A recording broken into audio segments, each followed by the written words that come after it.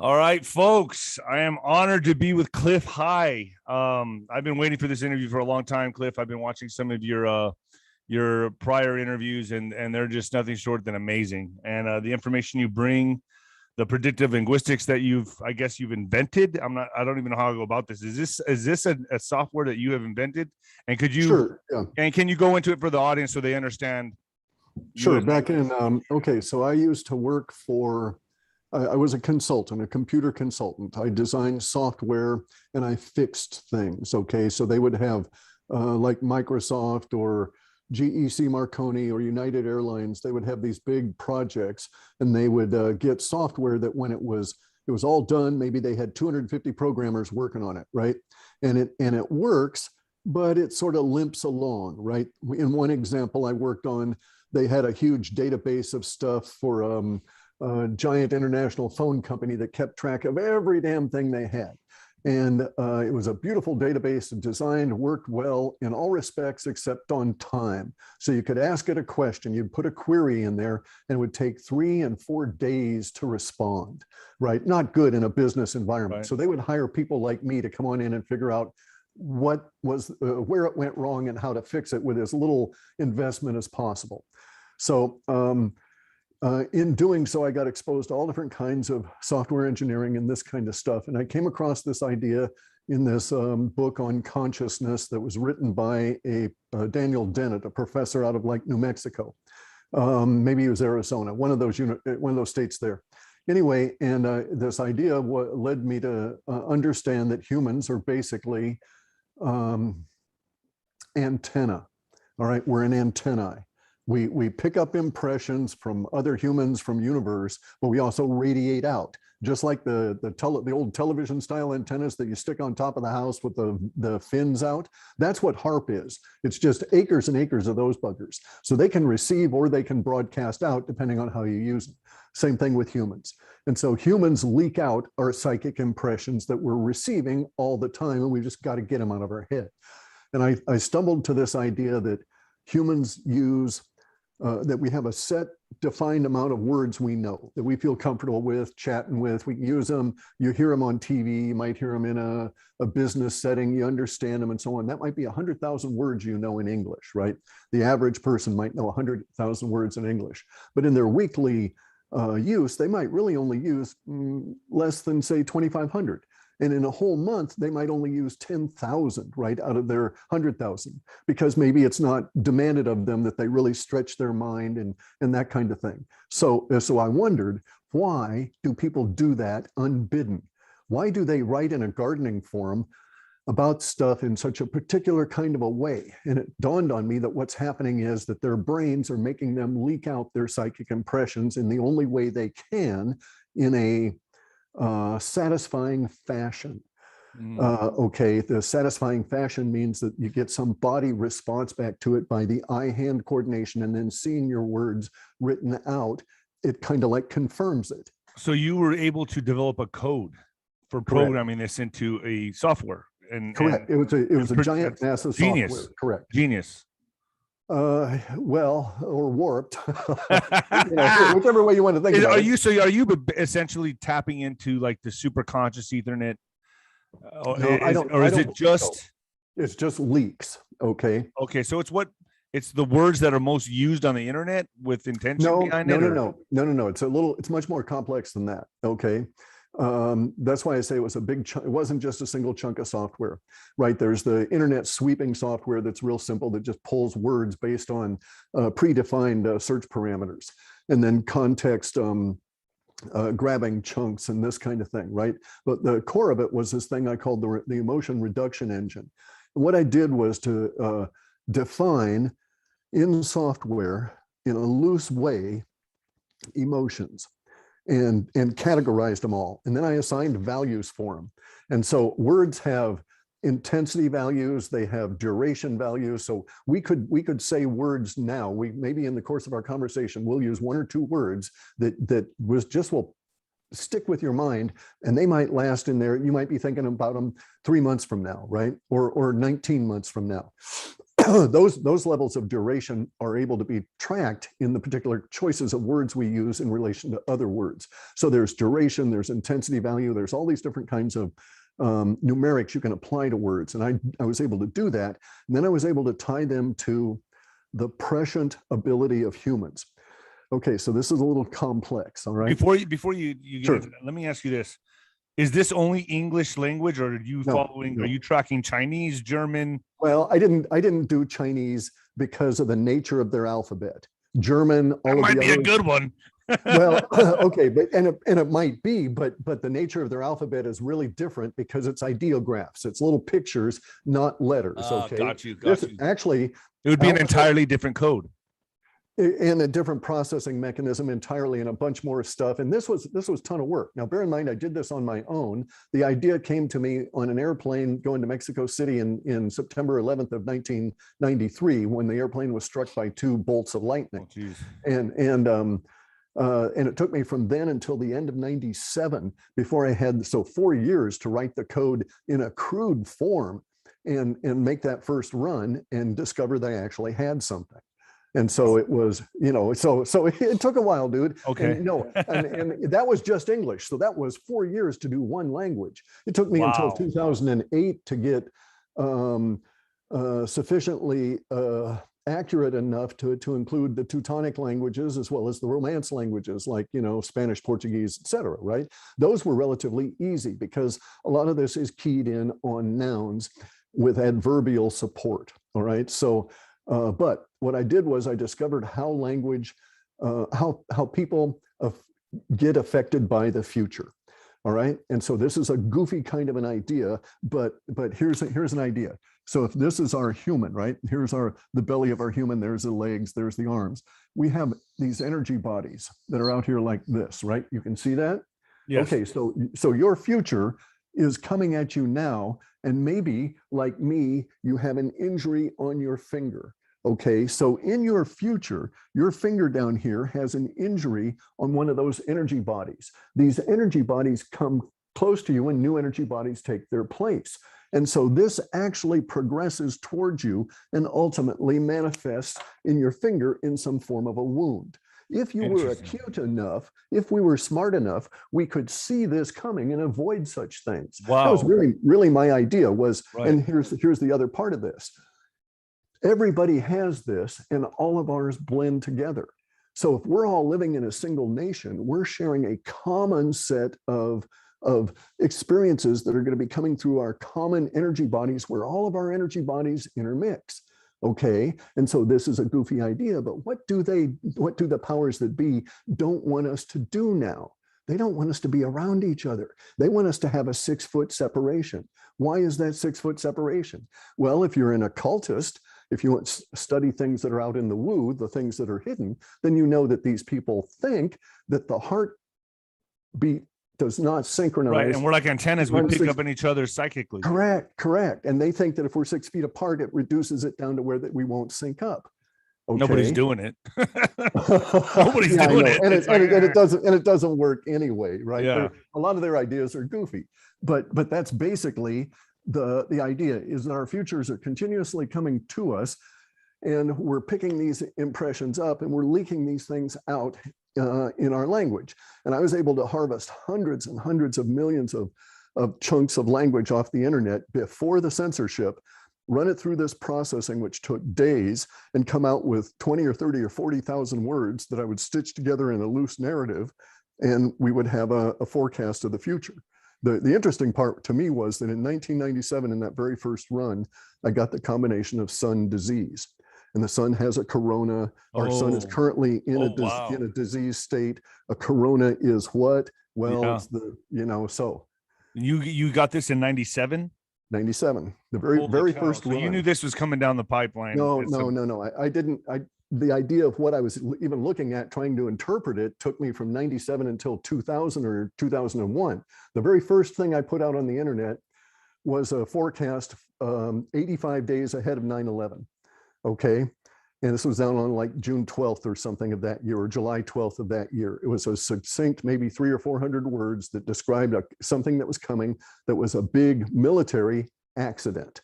Okay. I didn't have the word terrorism defined. Gotcha. And so the data came up with military accident in order to describe the events of 9/11. Now we may know that it's much more of an accident because they told the military to stand down. And, you know, all of these other connections to it that were not apparent of that day. And then my numbers were reversed because I had invented the scale. At the time I brought this out in July 12th or whatever it is in 2001, I thought it was going to happen closer to July 12th and not on September 11th. I didn't clue in then. I didn't have an understanding then that they were these bad guys operate on these key dates. Certain and they've dates, got to do it on, right? yeah, they've got to do it on their weird dates Right. and stuff, right? But anyway, but my numbers were reversed anyway. And as soon as I reversed the numbers, boom, it went right to September So 11th. it's kind of like a lot of this. You're kind of tracking like an internet chatter type of thing, that but not conscious language. Okay. not conscious language. Okay, so here's the thing. I'll tell you how it works without getting into details that would drive Okay. you nuts. Okay. When you were a kid, did you ever have sayings that related to your body and impressions? So, you know, oh, your palm itches. Oh, I'm going to get some money, or, Yeah. you know, or something like that. Okay. Yeah. Those things are in our culture and they come through us because they're factual. All right. So there's this woman, Catherine Edwards. I saw her on a bit of an interview last night, and she's English, and she said, touch words, and touches her head. It's kind of like our knock on wood. Okay. All of these things that we do with our bodies. So I thought to myself, if I can categorize those, that's the language of future impressions. Okay. And so I determined things like, you know, fear is stomach based. So, you know, in a broad sense, in a goofy broad sense, if you were on a gardening forum and you were reading a woman writing about her roses, and she happens to just slip in there, oh boy, my stomach aches. In that sense, that was a psychic impression coming through in her writing. Okay. Even if her stomach actually ached, even if she had actually had a stomach ache that was prompting the feelings at the moment, why was she putting it into that chunk of otherwise disconnected linguistics, right? And so it's valuable even in that. Now, mine was much more sophisticated. There was this Polish sociologist that did real good work. His name's Pluchek, and he did work in the 70s and 80s, and he came up with this wheel of emotions. And he ties all of these emotions together, shows how emotions radiate out. So how anxiety is related to fear, et cetera. And he does it graphically. And he was just really brilliant in categorizing it. So I stole his work and reduced it to software and made this emotional reduction engine. And then I came up with these key mechanisms for connecting these body tells, you know, just like in poker, right? You know, that guy's got that twitch on his eye when he's got a good hand and he can't help it, right? Yeah. So just those kind of things. And then I had by that time I'd employed a fellow, and I would just it would just crank for days and days and days reading the internet, sucking up words that were connected to this emotional reduction engine, and then taking great chunks off, and then I would analyze them. So let me ask you this. So I guess you forecasted the event of 9/11, and probably when it was happening, the languages that you were looking at, you were kind of like, what does this mean? You couldn't put it together until afterwards. When 9/11 happened, you're like, bingo, this is it. This was validation. It was validation for 9/11. So now it was kind of like a validation stamp. You got a validation saying my software works. I just couldn't understand the language. Right. I had a better one than that, much more exact through 1999 and into 2000. Okay, so now bear in mind, I was a software engineer. I'd done work for Microsoft and stuff, done work for a lot of these different companies. As I worked for them, I figured what the hell, I would buy a few shares of stock, right? And so I had like 44 shares of Microsoft or something, some piddly little amount, right? But this was the era of the big tech boom, and I had a bunch of little amounts of tech company stocks. My data sets told me 2 weeks before the top that we were going to get to the 2000 crash, the big tech crash there. Okay, and so I sold everything, just sold all those stocks, right? And I have a lot of reasons now for never wanting to get into stocks. It's all I don't blame you. anyway, but in any event, though, my wife was about ready to kill me, you know, because everything's going up and all of this kind of shit. Buy him back, buy him back. Oh no, you're a dummy. All of this kind of stuff, right? And you know, and we're kids. We didn't know money and that kind of things. I knew I was correct, and I knew my software had told me explicitly that, you know, in a way that all of these things were just going to crater. And so I sort of dithered, and 2 weeks later, the whole market tanked. And then a couple of days after that, she says, well, maybe you weren't wrong, you know, that sort of thing, right? So I knew in 2000 then that the software had something. And that was actually what I figured to do with it anyway. Okay, because I came up with this idea when in 93, I thought, well, look, all these people are reacting. They're not actually investing money in sound fundamental ideas. They're reacting on an entirely emotional basis. And then I intermittently read business books for a couple of years and found out that investors only do investments on emotion. And so I thought, aha, if I can figure out where everybody is emotionally driven ahead of time. And so guess what? The very first stock I chose as my seed for that particular run in 97 was a stock for Stanford University Networks, and its sign was SUN. Okay, so that's why I came up with sun disease and all this other stuff, you know.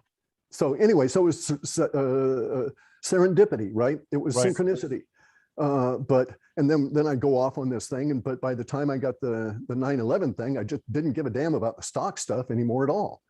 Then your focus went solely into this. And now here's a question I would probably get from a lot of audience members. A lot of them are conspiracy theorists, you know, as myself.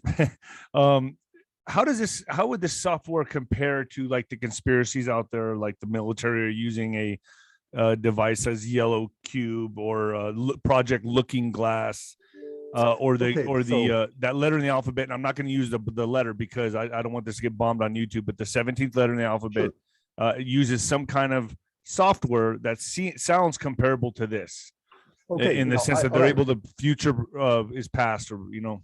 Okay, so now here's the thing.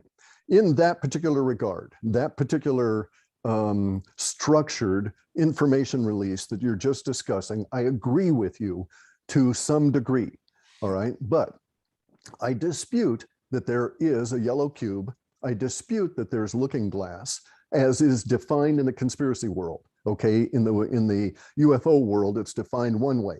In the military, they actually use that term, but it is not referring to the spooky aspect of looking into the future kind of stuff here. However, the military operation does do intense scenario planning. They do this through this particular kind of software that is all database driven. Maybe they've got graphic interfaces on it and stuff, but that's immaterial. But it is basically a giant complex what if kind of thing, right? And probabilities and potential outcomes. Now they can't see what the outcome is, but they can see potentials based on past action, that if this occurs, there might be 5 different things that could branch off of that. So certainly the military does indeed use that.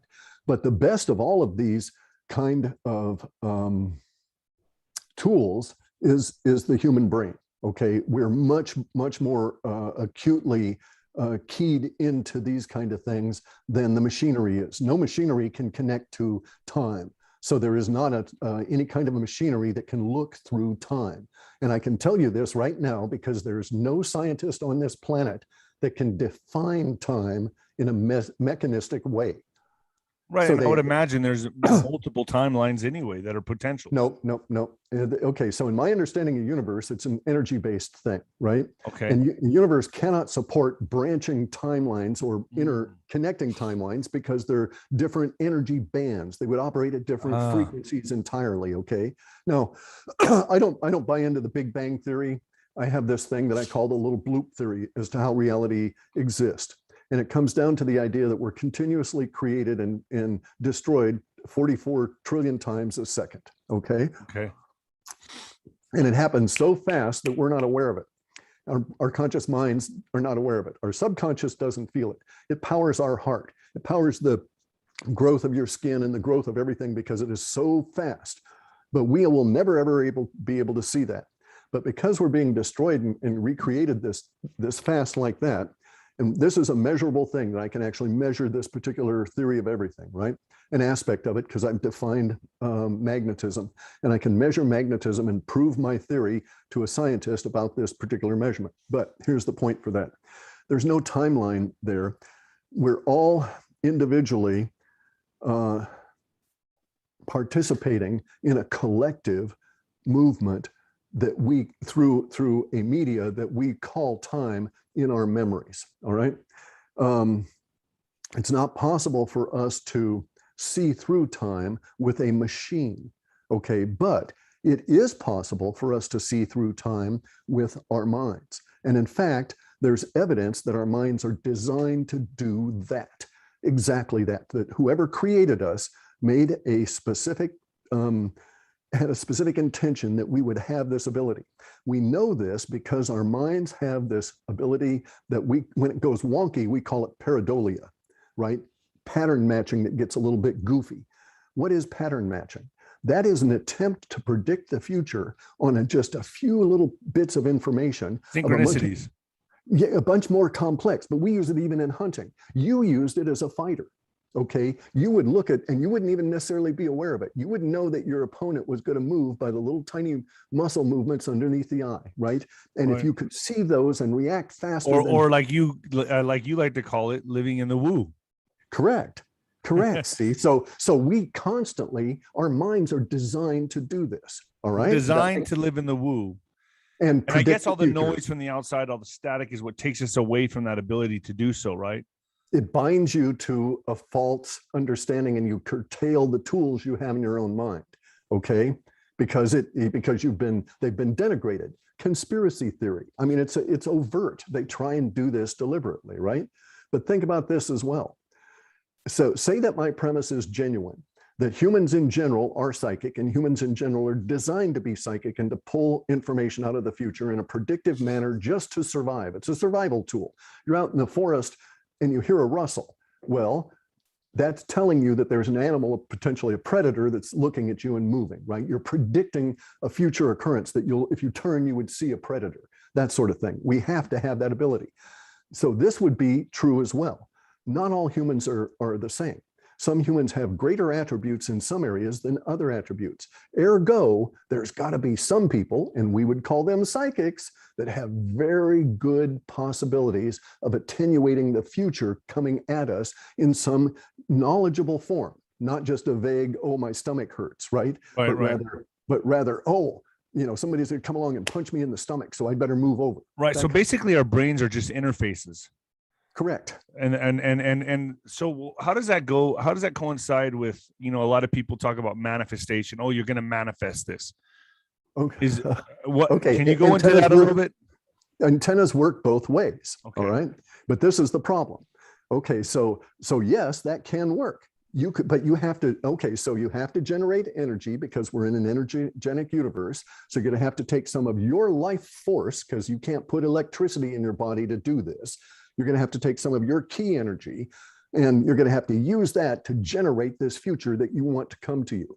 So you're going to manifest this. You can do that in a couple of ways. You could do it actively, in the sense of you don't care if there's resistance, you're just going to dominate and manifest this, and that's going to suck out a lot of power. Or you could be more woo-oriented, find an area of harmony in Wooniverse and go through that, just by kind of go with the ebb and flow. Exactly. And oh, it's not going the way I want, I'll get into this current and go over there. If I'm meeting resistance here, universe doesn't want me to do it that way, I'll go and do it this way. I still keep my goal, but I change my tactics and so on, right? So you can do that. You change your navigation methods according to what the woo is demanding from you. Correct. The kind of things you're running into and the discoveries you get. See, I can understand this from being a fighter, because I believe I still do to this day. I live in the woo like you do. And that's why I was so, that's why you're so intriguing to me, because you seem to got this down scientifically to where I can understand it. Well, I've seen it a lot. It's so interesting. Yeah. Without having to use certain words, because I want this to go on YouTube. Like let's if you're going to talk about, do this, point to your shoulder and just do this. This lever thing, right? Yeah, because this will go on Nino's Corner.tv, but I also want to put it on YouTube. what do you see coming now? I mean, what does your software, Okay, your predictive so I got software show you now? What's coming down? What do we here's see here here's in the the immediate here's the future? problem with this, right? Okay, so there were a couple of problems. My software required absolute unfettered expression. But now they've clamped down on our psychicness because of the censorship, right? Yeah. So everybody's paranoid and they're self-censoring. Right. So the nuances that gave me the ability to create little narratives have really dropped off. And basically all I'm getting is the intensity and duration values associated with some big, large. Oh, wow. So the censorship is inhibiting your ability to forecast. Correct. Oh my gosh. So that's probably what they're trying to do for. No, I don't think anybody's targeting me. I don't think that anybody gave a rat's ass about me, because, and I did that deliberately, Guy. I didn't attempt to do and make myself into any kind of a psychic magnet, so to speak. I'm enough of a shit magnet as it is. So I just didn't want to add to that, right? So I've been low key, and I've been emphasizing the. I've been speaking too much German. That's right. But empathizing. No. Emphasizing. People know. The crazy aspect. Emphasizing, correct. The crazy aspect of it. And so that I would deliberately put the woo under the radar, right? So that I did not draw attention. So no one was ever trying to get me. The censorship was deliberate. They needed to do it. It's a sign of their failure. It's a sign of their weakness. Just as we see in all the regimes just before the totalitarians completely fall, they get into they have to repress everything. So initially, Eastern Germany was nowhere near the hell it was, weeks before it fell, right? And so we're at that point now. It's just a sign of the times. But so you do feel it crippled my stuff. Okay, so but in a sense, that is a prediction in itself, what you just said right now, because if they're censoring, that shows you that they're getting ready to fall. Oh, correct. Oh, yeah. No, I know they're on their last legs. The level of desperation is everywhere. So for instance, I don't get vast volumes of data, but I do get these key primary descriptors. And so right now the powers that be are in this desperation curve that just is climbing and climbing and climbing. Every single thing they do is backfiring on them. Even things that they think they're going to do backfires on them before they do it. So they're really in a terrible time at the moment, and it's all coming unglued for them. And it turned just a little bit ago, like maybe 2 weeks ago, we had this energetic shift on the planet. A little bit, maybe a little bit longer than that. And but the radiations that had been impacting humanity so fiercely across 2019 and 2020 have abated. So our sun has finally drug us out of that particular point in space where we were getting this extra strange energy that was causing everybody to just be all. That was like a bombardment of what is it? What would you call it? Cosmic rays? We don't know. That's the thing. Okay, it caused the Schumann resonance to go absolutely crazy. Skyrocketed. Yeah, correct. Well, so we're out of the forest on that. No. That we'll still see the Schumann resonance and stuff going, but the underlying things that were causing those level of energetic problems that undoubtedly caused the volcanoes to be going off all around the planet right now in Costa Rica or in Central America and La Palma and so on. That's an effect of cosmic rays. So these are all expansion effects of the planet, but that changed about 2 weeks ago. The underlying energies have shifted. There's been some signs of that around here. And so I think we're going to start getting into an easing period. But of course, it's like the sun dragging us through an area. It'll be a long time. Right? Aren't we in the middle of a solar cycle with the sun right now, every 11 years or something like that? Isn't it the North and South poles turn or reverse? Reverse, yeah. But we've got problems with the sun. The sun itself is having impacts on us that my data sets picked up years ago as a sun disease that would be causing different kinds of environmental impacts for us. But in the main, though, it looks like the really nasty part is fading insofar as how humans were getting amped up and really edgy constantly. It does seem to have abated quite a bit. So you don't subscribe to the theory of, well, I call it a theory. I mean, climate change, right? You see it more as solar cycles. Yeah, of course. I mean, climate changing all the damn time. and why should we worry about it, right? There isn't anything we can do about it, and there's nothing we're doing to it now. It's absurd. It's an energy universe, Guy. The amount of energy that humans use is just trivial. Here's something else. So you saw the Spartacus letter, right? Yes. Okay. Wait, the Spartacus letter? No, I have not. No, I have not. What's the Spartacus letter? It went viral. I'll send it to you through email. Please do.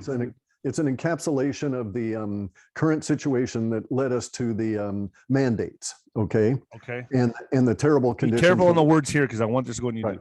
Yeah, in the terrible conditions that we're dealing with. Okay. So anyway, the Spartacus letter, beautiful constructed letter. It's very great. It's no wonder it went viral. And at the very end, in the last paragraphs there, they talk about the world being overpopulated. And this is why the powers that be think they've got to do something and do a depop, right? Mm-hmm. And so they're doing a depop right now. And boy, that is real. Yeah, man, that's so sad. Yeah, my parents got it, and I'm just beside myself, man. I'm going to send you some stuff. I'm going to send you some links. You can get these supplements. They really do make a difference. We've had some positive effects from these. Okay. Okay.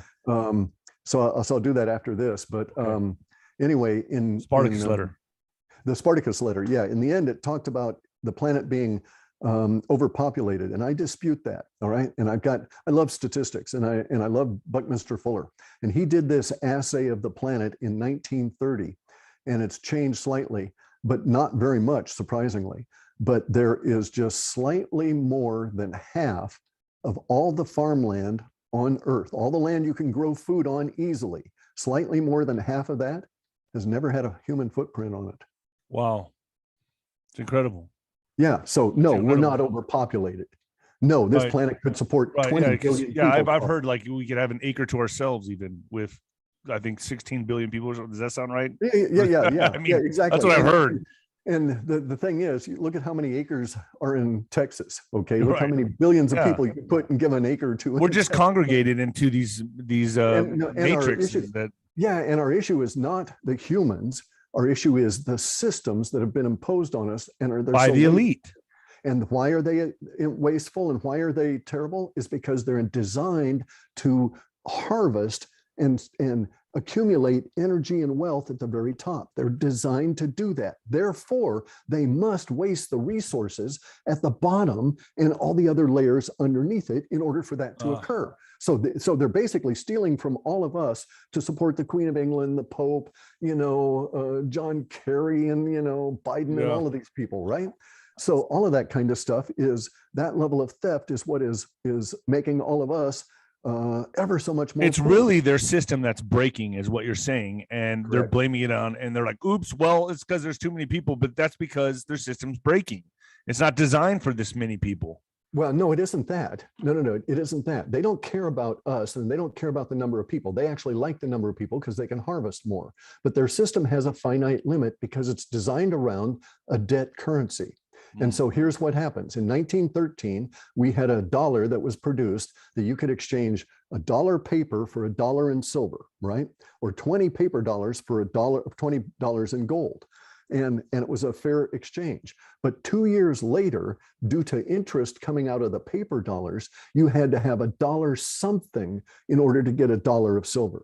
And it kept creeping up such that in 1933, their system was almost bust. So it was only 20 years later that inflation ruined the paper dollars. And they had to revalue gold, steal gold from people's bank safe deposit boxes and give it to the government. The government stole it in the middle of the night. They sent the FBI in to raid all of these, and government officials all over to raid all these safety deposit boxes. Why is this? Because at that time, you could insure gold in a bank. And so they knew where all the gold was. So if you had it insured, they went and took it. And they gave you, I think it was $32 to an ounce of gold afterwards instead of 20, right? And so they revalued gold in order to prop up their paper currency. They did that again in the Bretton Woods Agreement at the end of 45. At the end of the World War, they did it again in 1971. So their system breaks repeatedly, continuously. And they've been, as when we say kick the can down the road, they're taking their duct tape and slapping it all over everything and trying to get this pig to walk some more, right? Mm-hmm. And that's what they've done. All of it and that's why we're going towards the Great Reset.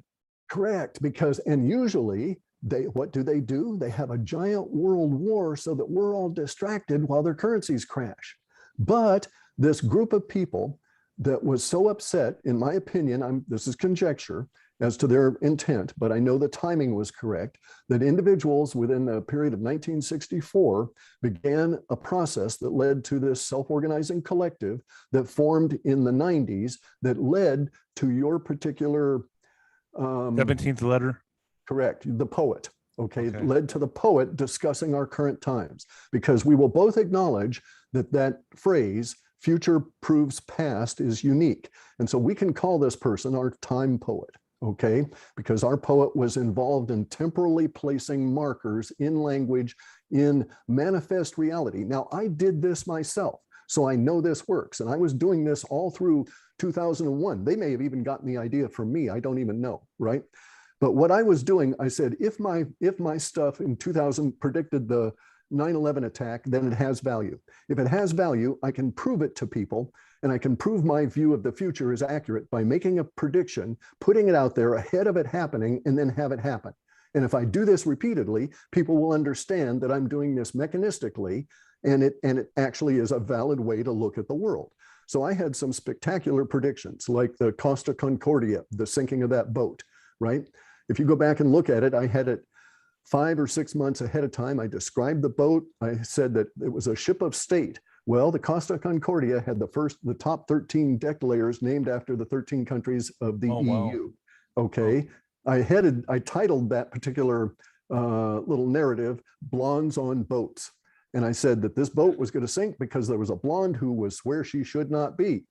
Why did that sink? Because there was a blonde woman flirting with or whatever with the captain on the bridge at that time. And then it went on to other details. Months ahead of time, I forecast the big earthquake, the Banda Aceh earthquake. But that one got involved with a thing I called data masking, okay? Where there you have an event way out here in the future and another event right here that has characteristics that's similar to that, and they get merged in the data sets. So I had this little tiny earthquake that actually manifests that had described a courthouse being emptied, people jumping out of first floor windows in California. And it was a murder trial. It was I think Scott McKay or somebody, I can't remember his names, had a murder trial. And then this was in 2003. I know Scott McKay, hopefully not him. Another one. But similar name, something like that, right? Okay. And then there was another, and then both earthquakes merged in that year. So the Boxing Day earthquake had all of the deaths and everything, but it all came together so I had the Boxing Day earthquake, the Banda Aceh earthquake with 300,000 people dead. I had that language written out over a year before it happened. And I published it almost a year before it happened. So in that sense, it future proved past, right? So what forecasts are you seeing coming in the next 3 to 6 months? Okay. And I know the censorship has made it really hard, but I don't have nuances, right? So what I have is desperation going on. I have a big hiccup in a big emotional building tension for the United States and the Western world from October 4th through the 10th. Okay. I have maybe, I think, a hint as to what it might involve, but whatever it does involve, it ratchets up the desperation level of the current Biden regime, may double it. So they may be. So they're going to be going for broke.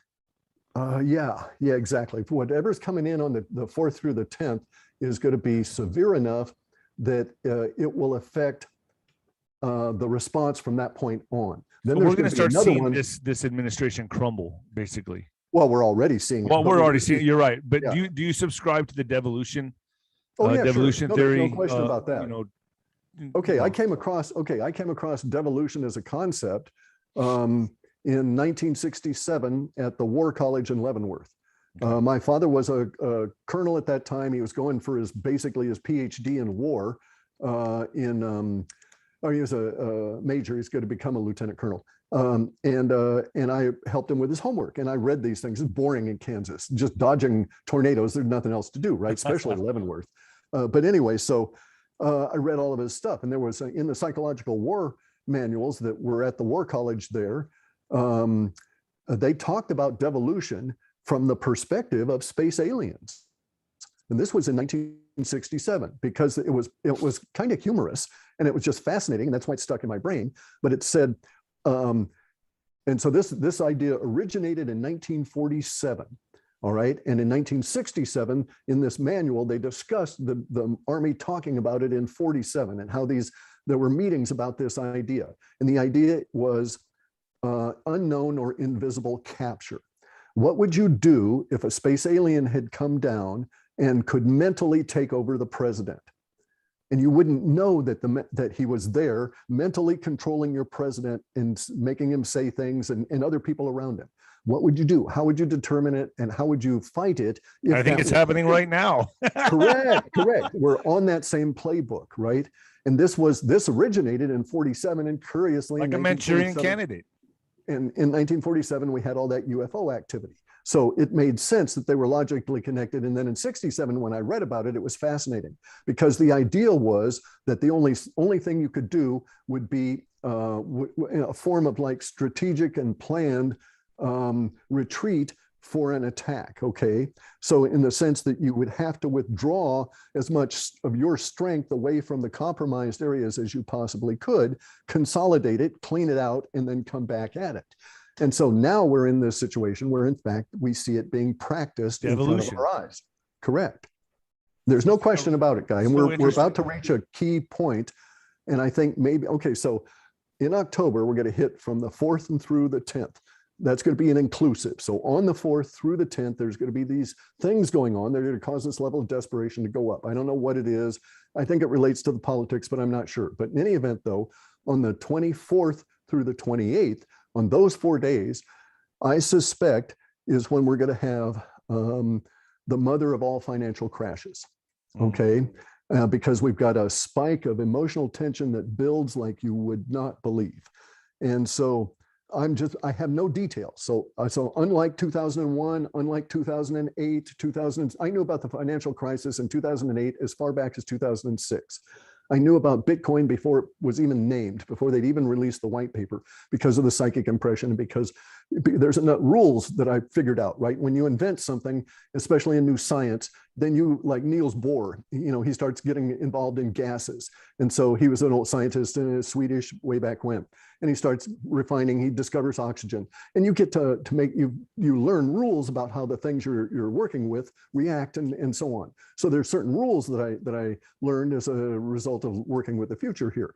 And one of these rules is that those events that have the larger emotional impact on the largest amount of people have a tendency to carry further forward in time, so to speak, and to have a bigger impression way early. And so the sun disease has had such a huge impact on the world. No wonder it showed up in 1997, right? But Costa Concordia, no wonder it showed up only 5 months ahead of it because its impact was limited. And so there are certain things going on. So I know that whatever's coming up on the 24th through the 28th of this month is big, long-lasting, big duration impact and high intensity values. So I'm just assuming that it's going to be financial. Yeah, I'm assuming that it's probably food shortages, something with the banks. It's got. I don't know. I mean, I'm just guessing. It's got to be sudden. So we've got food shortages now, and see the impact on a food shortage is not that immediate, not like a giant banking crash, right? All right, so you have to understand how emotions work and stuff. There's immediacy emotions and short-term emotions and long-term emotions. And we leak these out psychically. So if you're around some people and they say, that damn bitch jacked my ride, okay? And you could also say that same thing, that's immediacy language. And usually it involves slang. And you could also say, my ex grabbed my Corvette in the divorce.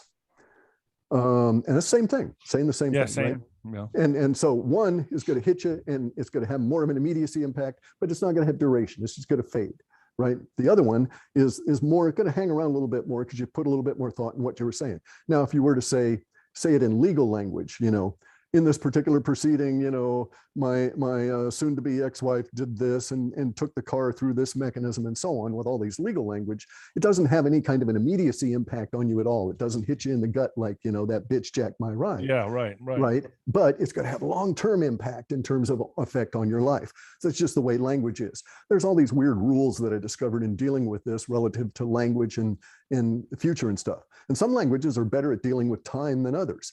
Okay. And some languages are better for psychics than others. So there's just all these weird variations in this sort of thing. I won't bore you with it. It's fascinating to me, but most people don't. This interview's been one of the most interesting and fascinating interviews I've ever conducted. So I really appreciate that. But sure. Do you see us, humanity, or let's say the white hats, do you see the white hats, humanity, good prevailing? Do you see us pulling out of this and the regime that's in right now completely crumbling and failing? Sure, no question. Okay, and I knew this back in 2001, 2002, and 2003, because there was this concept that emerged in the data sets. And this concept had a bunch of, so there are these things that I called temporal markers. So our poet buddy says future proves past. Our poet buddy would say, look at this thing in the future to prove my words now. When this thing shows up in the future, it proves what I'm saying now and thus validates what? It validates the rest of the set I'm talking about, the rest of the data. My data set processing was all done in sets, fuzzy set logic. It's a particular kind of math. Anyway, so I think that our poet buddy does set theoretic mathematics, okay? And just as I do. And my sets would have a tendency to cluster temporal markers, these little time markers.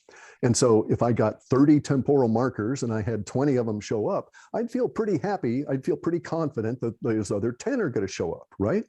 And so way back in the beginning, like back in 97, all the way through as the sets build and morph and so on, all the way through, there's been this concept that I ultimately came to call sci-fi world. And this was going to emerge after we got through the time of troubles. And sci-fi world was this blossoming of humanity because the lizard is off our back. So that literally, that is coming. That is coming. But we don't know. You don't really know the timeline. I do. Yeah, I do. I can tell you the temporal markers. I don't know when these temporal markers are going to appear, but we're close. Okay, we've had a lot of these temporal markers. One of them was Bitcoin going to 64,000 and then falling back down by half. That was one of them. Silver busting out of control is another one. Satellites crashing into each other and causing a problem with launches is another one. Okay, because in sci-fi world, we come up with a solution for that. And it is a big problem. It's encapsulated Earth. We become encapsulated where we can't send rockets up and down because they'll be busted up trying to get through all the debris. Makes sense. Okay, so there are things that are happening now that I suspect, and my current ability to pick up building and release emotional tension also reinforces this, that I think that sometime in January, we have a palliative, perceptible emotional turn. So sometime in January, we feel better. Now, we're still in the shit. We've still got years to go, but we know we've turned and we're winning, right? So we've turned the corner. And it's visible at that point to the masses, not just to me. Okay, I think we've turned already energetically. Yeah. But I think in January, you will have people that will have a lighter feeling in their hearts. It's going to be terrible, Guy. I'm not trying to minimize it because of why. Yeah. And it's going to be terrible. But I think I know what you're talking about. Yeah. We will be able to see that there is a path through. We will be able to see at that point that this too shall pass and that sci-fi world will be emerging because we won't be held down by all of this crap anymore. But now let me tell you this. In the year 2000, I got on to Art Bell's radio show. And he and everybody in the world thought I was just a terrible loon because I was saying there's going to come a day in a short period of time. And I said it'd probably be in 20 years. So that would have been 2020 and I would have been off by a couple of years maybe. But I said there was going to be a time when we would have $600 an ounce silver. And that was just going to be the start. And he was saying $600 an ounce and everybody gets all whipped up. And I say, hold it. You got to be careful here because you're not going to want to be alive in that world when $600 an ounce silver exists. And that's because of the horror that's going to be going on there. Now we know why that is, right? because $600 silver is going to be coincident with this depopulation activation, right? And so it's going to be a horrific time in which we're going to have to rebuild our social order. We're going to have to rebuild courts, all of it. You feel this will last for months or years? Decades. It'll take decades to reconstitute society, because we've got to decide what we don't want, because they've put so much on us that is, we've got to go through all of the hidden classified information on all of these secret projects and shit. We got to dismantle all of these wasteful, go nowhere, quasi-scientific death projects that are in the military-industrial complex. We got to clean up this planet. We've got to do all kinds of stuff to get ourselves well again, healthy again through this process. We will be able to do that with these monsters off our back. But it's going to be basically, we will be placed in paradise, filled with everything we might need, but also cluttered up with 6,000 years of debris from a death cult. And so we've got to get through that. So no, you're talking 18 years to rebuild our social order, and it will not be rebuilt into anything you or I might recognize from our past. It'll be something entirely new. This is why I say we're in the building of the greatest generation ever. What do you see in the next, could you tell us, I've heard you talk about this on another program. What do you see with that regarding this coming, people dying from that? Is it going to be a mass die-off? Yeah. Unfortunately, it is. Is that going to be this winter going into? It's already started. I mean, in England, right? Okay. So England and Israel. Now, Israel, I'm just gobsmacked, absolutely floored that the Israelis would do this, given their history, that they would ever go to that process, right? I cannot believe it. You know that Mengele, the thing that Mengele did, all of his experiments, the majority of deaths that he caused were caused with a syringe. So, how could they possibly do this? But in any event, so here's the thing, Guy.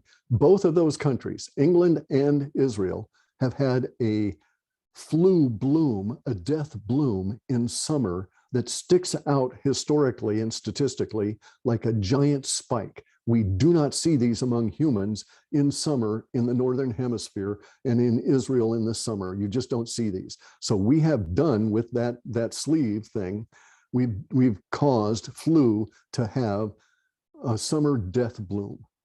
And it's going to get worse as we go in through winter. There are things we can do, and we've actually had positive impact on individuals. And not everybody got the same stuff. And so it's all really muddied. It's all, out in the woo, right? We're going to have to just discover it. But it is truly the absolute worst of times. And we know this.